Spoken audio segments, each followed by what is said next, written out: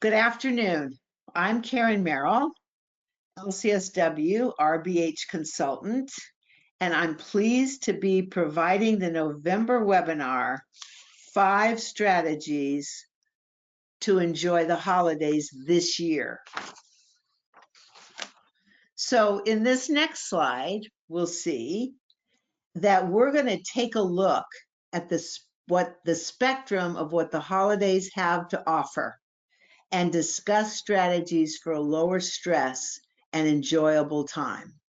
We'll be envisioning our enjoyable holiday, understanding the 5 strategies, looking at the uniqueness, the impact that SAD has during this time of year, developing a plan, talking about traveling, and then providing additional resources. One thing that is important to add is just how different this year has been, and to acknowledge the uniqueness that the virus overlays this upcoming holiday season.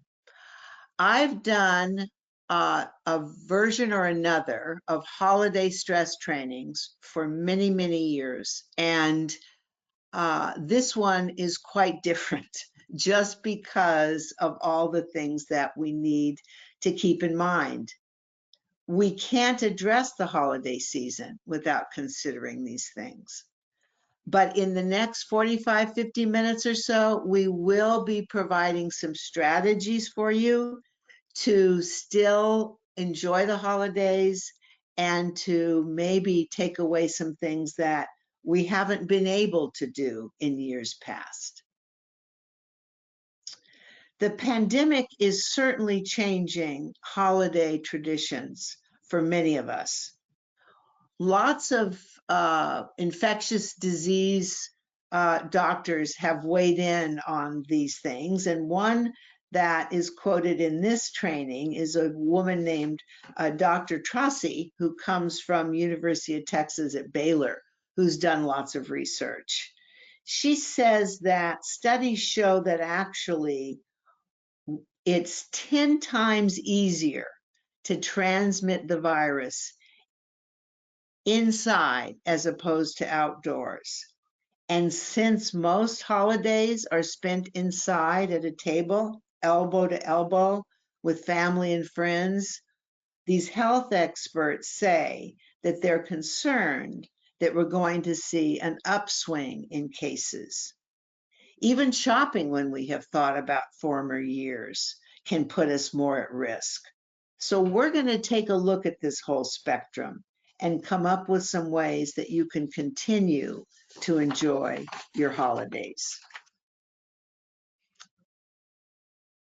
So our next slide, still kind of setting the stage, tells us that in dealing with holiday stress as a backdrop, our days are shorter, meaning it gets darker earlier in the morning and later into the afternoon and evening.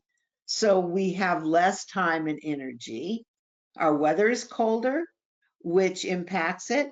We start to kind of think about this countdown of the holidays: Christmas, Hanukkah, Kwanzaa,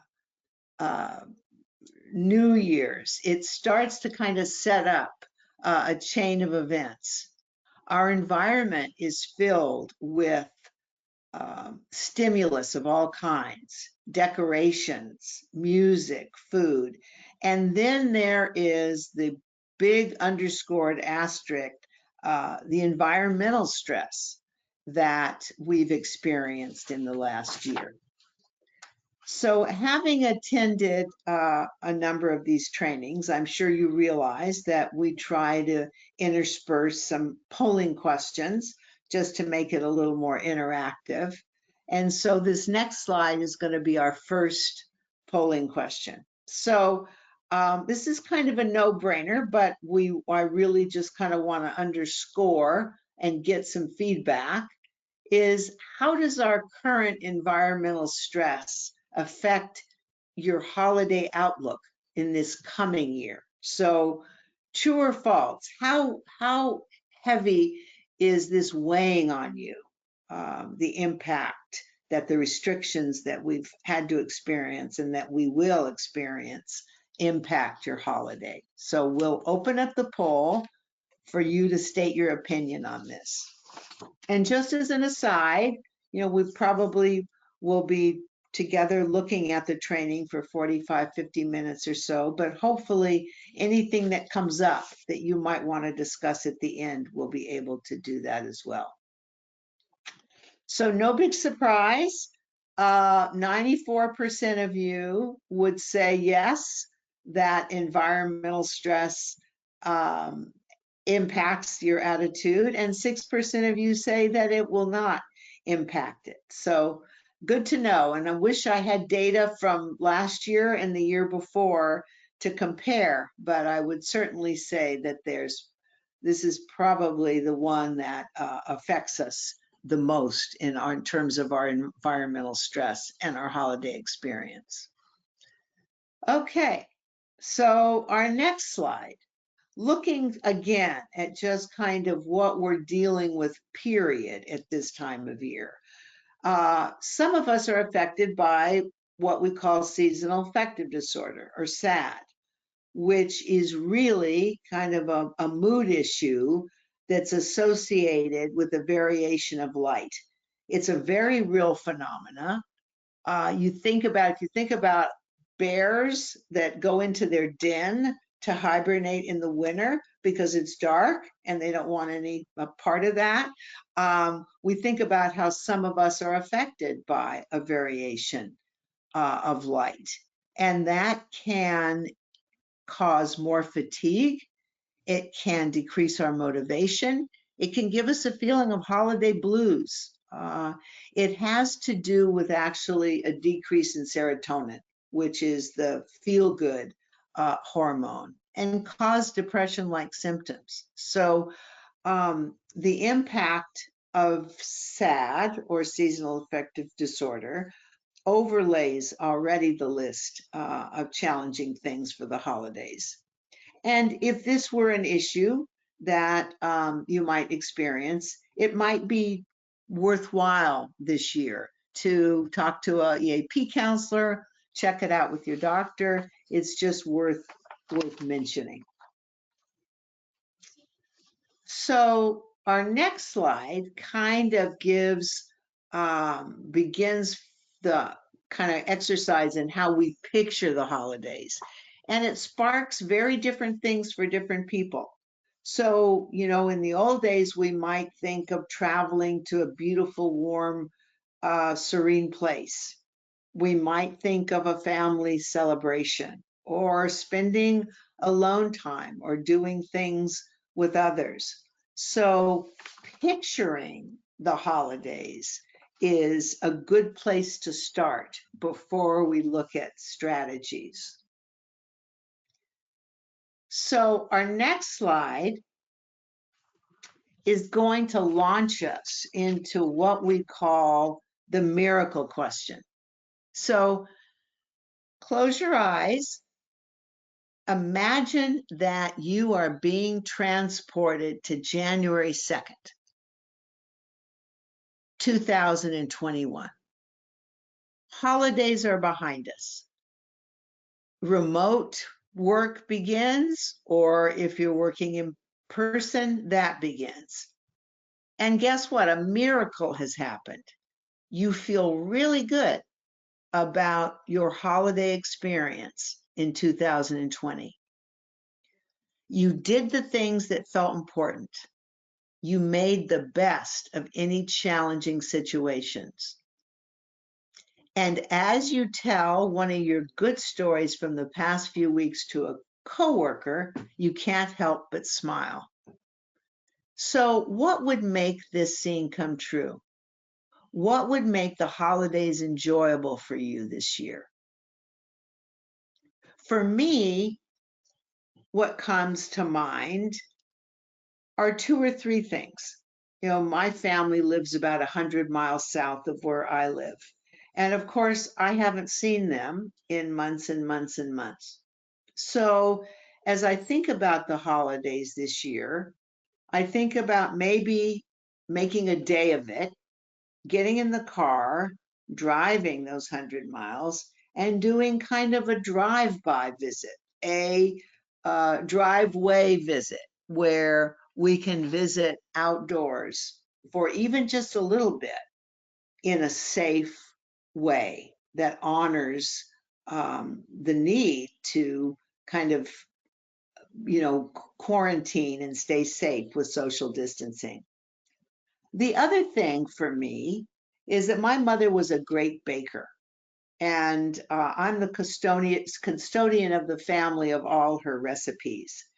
And I have great memories of that. So, one thing I think about doing this year, since I'll have more time and it'll be less frantic, is to honor her by making one or two of her recipes. I also feel like because need is so great and because nonprofits have had so much struggle this year, to do some kind of online donation or volunteer work. So those are things that come to my mind. And if we look at this next slide, then I would ask, and I hope that as I shared, maybe you began to think, but you think about two things that you think you can do so that when it comes to January 2nd and you ask yourself about enjoying the holidays, what are those two things that would help to make good memories? And if you would jot those things down, that would be great. Um, just kind of challenge yourself to think about what was that? What would that look like for me, even in the face of the challenges that we're addressing?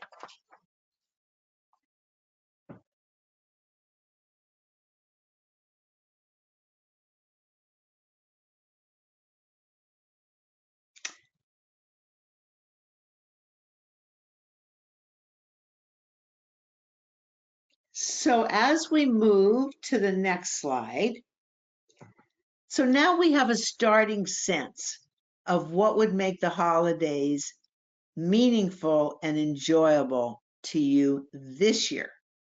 Let's talk about how to get there with our 5 strategies. So, always good.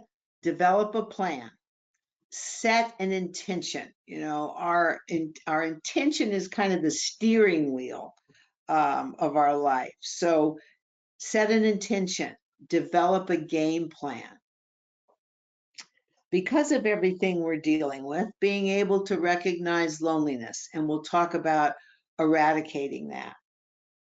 We'll talk about channeling healthy nostalgia, how to ward off provocation, and then also shifting our perspective.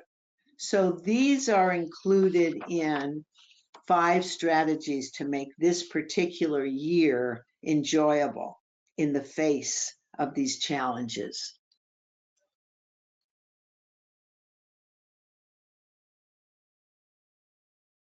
So here we go with the game plan. How will you celebrate this year? Certainly communicating with family and friends. Generally, part of the reason for a traditional big family gathering type of holiday, why it's hard, is this. You take a bunch of people out of their normal routine and their comfortable environment and mash them all together in close quarters. And then you add in the difficult relatives that most of us have, alcohol, and the fact that most of us get less flexible as we grow older. And it's really a wonder that anyone expects this to work at all. And this year, the traditional big holiday gathering may not be in the game plan. In fact, current recommendations indicate that the safest way to celebrate with those outside our own home is virtually. If there's one thing COVID-19 has taught us, it is how to be flexible in how we celebrate with loved ones. It can be easy to become fatigued and want to just do things normally. And frankly, I think we're seeing that. We're seeing quarantine fatigue. And what we're seeing as a result of that is an uptick in cases. But we also have to consider the consequences for our own and our families' physical and emotional health. Come early January, how can we ensure we had a satisfying, meaningful holiday season? So, communicating with family and friends, respecting their decisions. Think about a virtual get together rather than in person. We'll talk more about our routines and how we decorate and how we honor religiously. It may be a relief in some way to not have a big family gathering. Lots of conflict arises from that. So maybe we look on the bright side and think of what a virtual get together can accomplish and actually avoid. But if we're choosing to gather with family, we need to keep a few things in mind to ensure the safety of all of us. We need to make sure that everyone's clear about what our expectations are as a host or as a guest.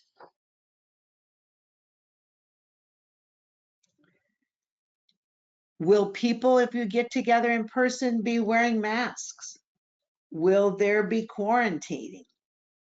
What will that actually look like?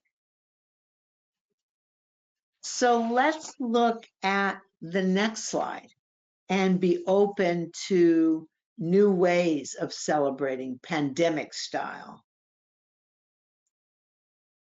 Drive-by visits, like I had said, whether it's in the driveway or backyard, virtual card parties where everybody has their, card game open on their apps, and we do that virtually. Opening gifts together, cooking together, eating together, play games virtually, planning a movie night. Innovation is the key here, but developing a game plan. I think what causes the most stress and disappointment is when we're caught off guard, when we let things happen without taking control of them. And this year, more than ever, we need to stay in the driver's seat of our plans, and really, really our vision is very important. So let's look at the next slide. More about our game plan. Keeping some of our routine with self-care in mind. And we talk about this every holiday season, but certainly this year as well. Getting proper rest is key for enjoying the holidays. Most of us won't be as busy bustling around this year. Travel will be more limited. And these are good ways to help avoid exhaustion. However, we may be trying to overcompensate under our own roofs. So being mindful of those things. Trying to keep regular sleep and wake times in place and consistent is important. And you'll hear this again before the end of this training, but exercise is imperative for keeping well. It's most important behavior we can do for our health. It can also do wonders for our mental health. Small bouts of exercise is known to reduce bouts of depression and anxiety. Taking a walk, using equipment, doing a video are all great options. Or we could do a dance party, a virtual dance party, a great way to involve others at home. So if the choice and the decision is to get together, how will physical distancing be arranged? What will outdoor options look like? Has everyone agreed to the rules in terms of social distancing and wearing a mask? And look at it like this. If your holiday plans include visiting relatives for more than 24 hours, it's really important to develop a game plan ahead of time. Will you quarantine? Will you sleep in someone's home or in a hotel? It's also very important to keep in mind that everyone may have different feelings around gathering. You may have some family members that just want to go for it and keep things as they were to get together. And it's important to respect everyone's decision if they choose not to visit or gather this year. It doesn't mean that it fractures the family. It means that you're dealing with different personalities with different health issues, ages, and ideas about how to proceed. Let's look at the next slide. Loneliness is also always an issue at holiday times because there's so much mythology around the advertising and the fairy tale pictures that we see of happy families and getting a Lexus with a big red bow for Christmas. But this year, even more so. So we need to be prepared for loneliness. This holiday season has the potential for more isolation and loneliness than ever before. Communication is going to be really, really important. Phone calls, FaceTime, Zoom meetings, Google Meets may be a way of strengthening connections, even being alone. Texts and emails are important channels, to stay linked with others. This is true if you're by yourself or if you know someone else who may be lonely. Are they close enough for a driveway visit? Can you make a point of bringing back that old tradition of maybe even writing a letter or a card that you put in the mail to make someone feel special?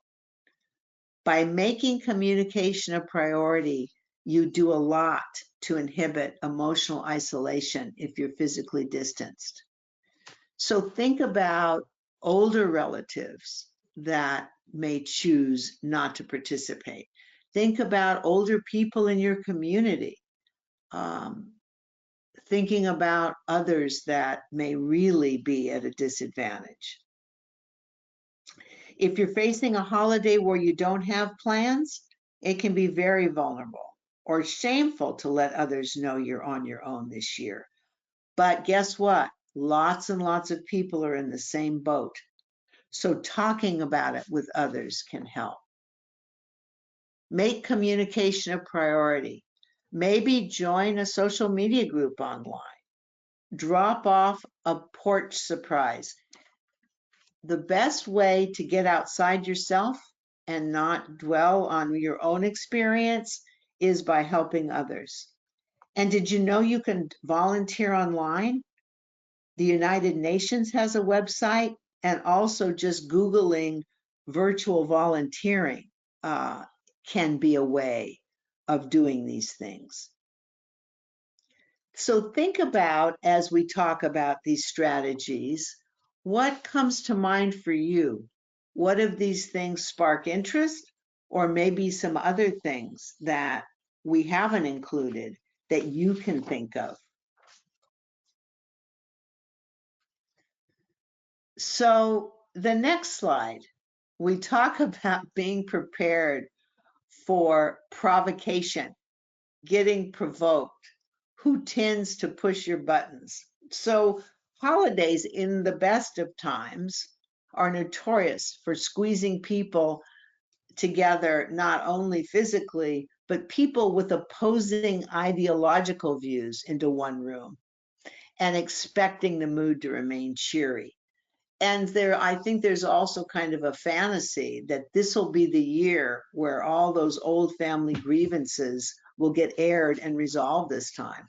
Or maybe this will be the year that Uncle Bob won't get drunk and it'll all go well. So there may be some advantages for not having these large gatherings. So this might be the perfect year to pick and choose who you decide to spend time with. Fact is, you've also been spending a lot of time with certain people in your own sphere. So recognizing when they might provoke some emotional reactions and show patience and grace in regards to them. Take time to have personal space away from others if you're going to be faced with a lot of others in your holiday season. Read a book, watch a tape show, take a walk, or just go into another room. And if you're with a group, either virtually or physically, try to follow a general rule of not discussing politics, religion, or any other controversial topic that might cause arguments.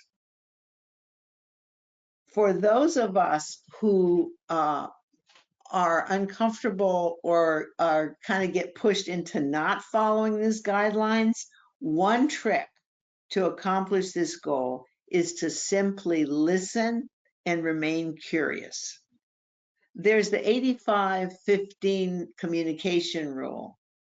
Listen 85% of the time and talk 15% of the time. For a moment, forget about your beliefs and try just to understand the perspective of the person that you're talking to. This can be really hard, and you can find your mind trying to script your defense or your response.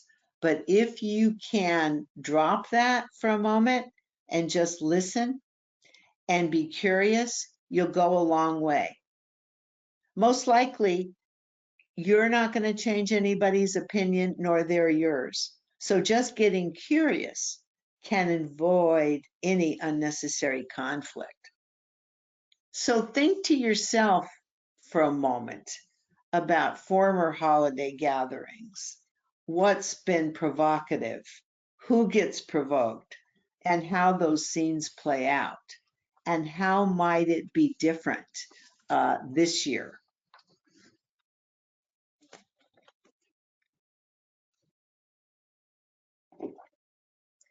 So, channeling healthy nostalgia. Holidays are rife with memories to choose from, some more positive than others. Sometimes we resist dwelling on the past to avoid bad memories, or worse, to get lost in sad or difficult memories this time of year. This might be a year where, in addition to the pandemic, you lost a loved one, or ended a significant relationship, or had other difficult events occur. Holidays can bring up past wounds and losses. And if it comes close to an anniversary death from former years where a loved one has died around the holidays, that can open that up too. So thinking about this, making a game plan kind of ahead of time, and thinking about this in a way that helps you engage in more positive nostalgia can help you improve your mood. Spend some time recalling your own favorite holiday memories. Do you remember getting a much anticipated gift as a child? Are there smells associated with foods that you associate during this time of year? Who made you laugh or feel special? Even tell your story to a friend or another family member, even virtually. Is there anything you can do to carry good traditions forward? Like recreate a piece of one of those happy family stories and share it with someone. For me, my grandparents, when I was growing up, lived couple of states away. We only saw them a couple of times a year, and the The one time that they traveled to us was at Christmas time. They were my mother's parents, and I had very positive memories of them coming, spending time, and the kinds of things that we would do while they were there. So, kind of thinking about these things can be helpful, and even reflecting on them on at this moment now. We need to be prepared for negative emotions as we think through old memories. And just take a deep breath.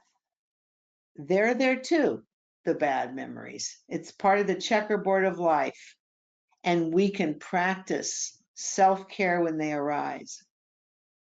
Grab a journal or a friend and spend a few minutes talking it out. Then get up and do something else. Bake some cookies for a neighbor, put on some music that makes you smile, or reach out to others. These things will redirect you to, to channel more healthy nostalgia.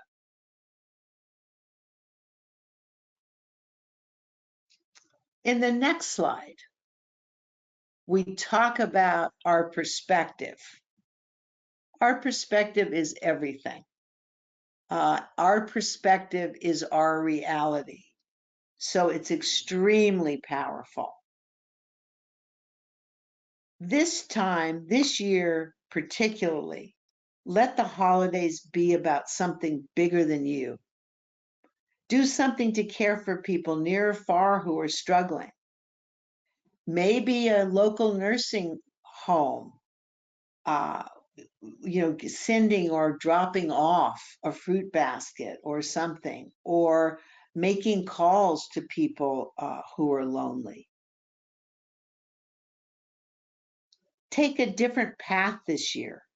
Rather than donating to a charity for someone out there, think about someone you know who's personally in need and start there. Some of us have had friends with some difficult experiences this year who've had GoFundMe projects. Being able to personalize a donation, help someone that you know. Can you do that anonymously? Make a financial gift or leave them a gift in secret. If you don't know anyone in need, you can volunteer somewhere or make a donation towards a cause that you care about. As I mentioned before, this has been an awful year for nonprofits.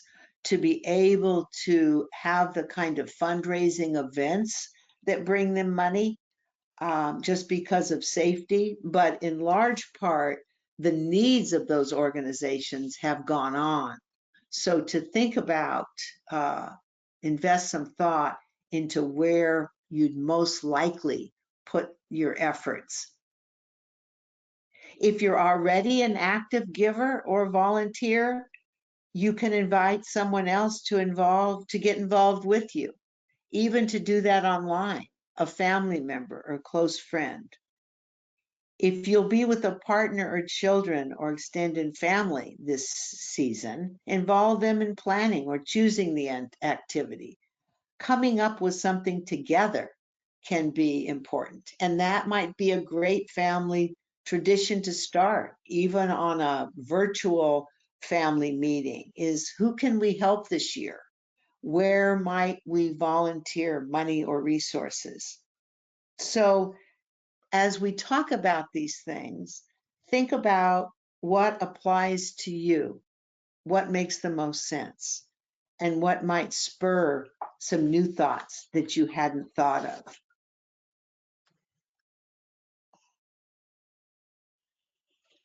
So, very controversial topic. If you do decide to travel, follow these safety measures during your trip to protect you and others. Wear a mask in public settings like public and mass transportation, events, gatherings, and anywhere you'll be around other people. Avoid close contact by staying that at least 6 feet apart from anyone who's not from your household. Wash your hands often with soap and water for at least 20 seconds. You know, they say if you sing happy birthday twice, that's an adequate hand washing. Or use hand sanitizer with at least 60% alcohol. Avoid contact with anyone who's sick. Mind your, kind of be mindful of yourself in terms of what symptoms you might be experiencing. And avoid touching those open cavities, your eyes, your mouth, your nose. So the other thing is a reminder is the CDC website can include helpful guidelines for safe holiday travel. So we know that traveling increases the chance of getting and spreading COVID-19, and staying at home is the best way to protect yourself and others. But if you must, then follow guidelines very specifically.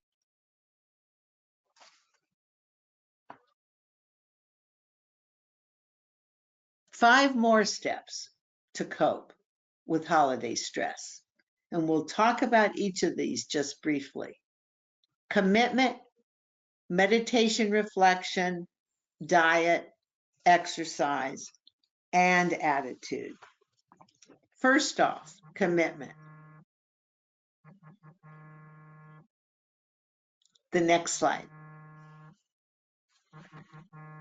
Once we decide, it makes all the difference. Making the commitment to deal with stress in a positive light is the key. If you commit to dealing with stress positively, you're already halfway there. This is, kind of the tried and true glass half full, glass half empty, positive mindset, closed mindset, seeing it in a positive light. What will the imposed restrictions actually enable me to do differently? How can I reflect on it differently? So thinking about that. Our next slide. So much research on the benefits of meditation and breathing exercise. Everything, all literature around anxiety and stress and, kind of beginnings of panic attacks have to do with slowing our breathing, being mindful of our breathing, and taking deep breaths. So one kind of path is to close your eyes, listen to your breath, quietly repeat one word to yourself, hear yourself without speaking, and hearing yourself for a period of time, listening for up to 15 minutes, working up to 15 minutes, and then gradually reawakening can reset us, kind of chase away those anxious or other feelings and get us more centered and back on track.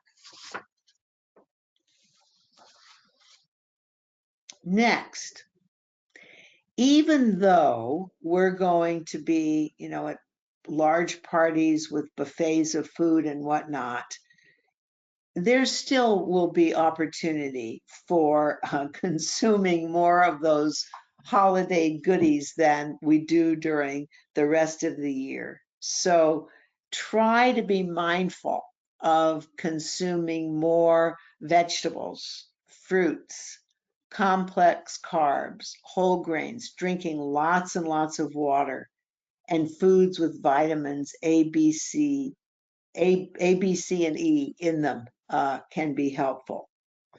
Being mindful of refined sugar, those cookies with white flour, overdoing alcohol and caffeine, processed foods, and fats. So it's unlikely that we will celebrate the holidays without indulging. That's part of what the holidays are. even if we're by ourselves, and maybe frankly, even more so by ourselves. The key to this is to balance with healthy foods, setting your intention, and taking control.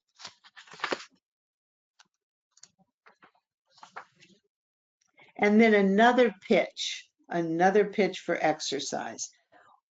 What we've learned is that when we're feeling stressed, overwhelmed, depressed, one of the first things that go is exercise. We can say we don't have the energy, we don't have the time, we don't have the motivation.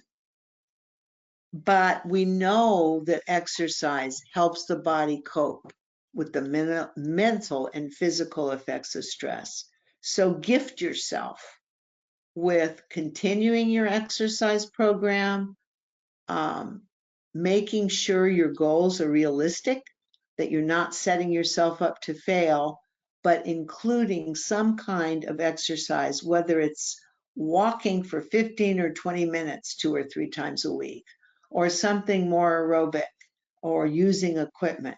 But exercise is key in getting us through difficult times, and certainly the challenges that this coming holiday will give us.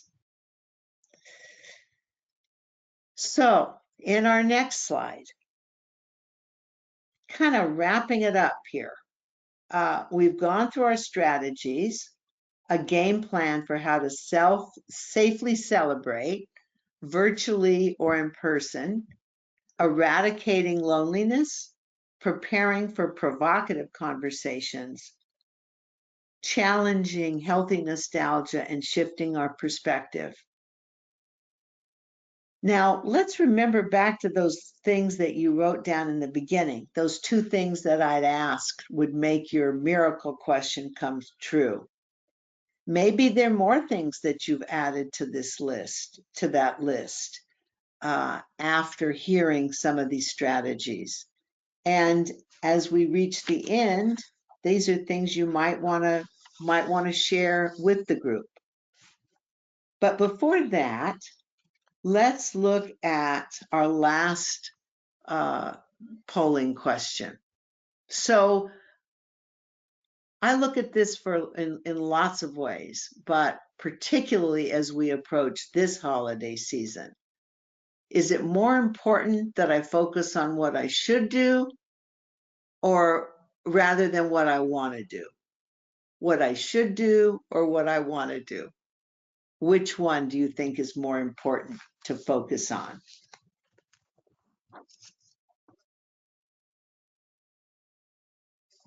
Polls are open.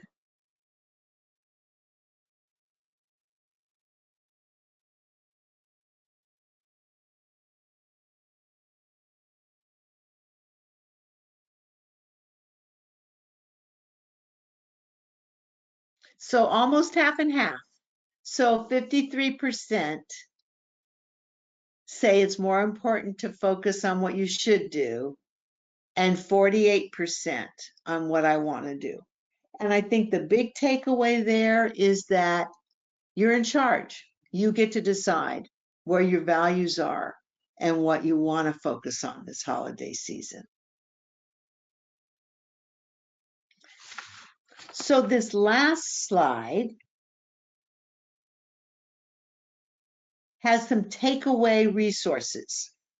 A book, Help Yourself, The Ultimate Holiday Survival Handbook, might be helpful this year. 21 Ways to Enjoy a Stress-Free Holiday. A website, Survive the Holidays. Finding outlets to volunteer. The CDC website.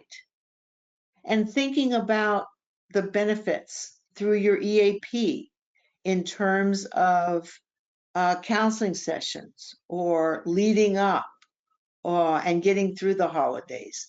Holidays are always a challenging time, and this year specifically. And if you have any questions about what that might look like, your HR team will have the specifics about your EAP benefits and other options. So I thank you so much for taking this time and listening. And I'm hoping that some of these strategies may have spurred some thinking. And we have a few minutes left. And if there's anything that you wanted to share or ask, please use the tab on the right and let us know what that might be.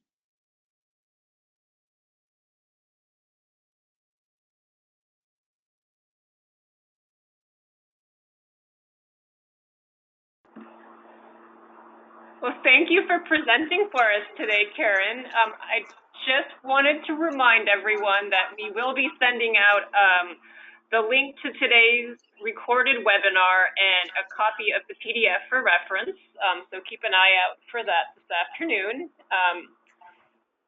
I'm just looking at our questions panel, and it doesn't look like we have any questions coming in at this time. Okay. Well, you've got a gift of a few minutes that I'm sure you'll be filling with things to do. And I wish you a really, really happy and meaningful holiday season. So thank you all so much.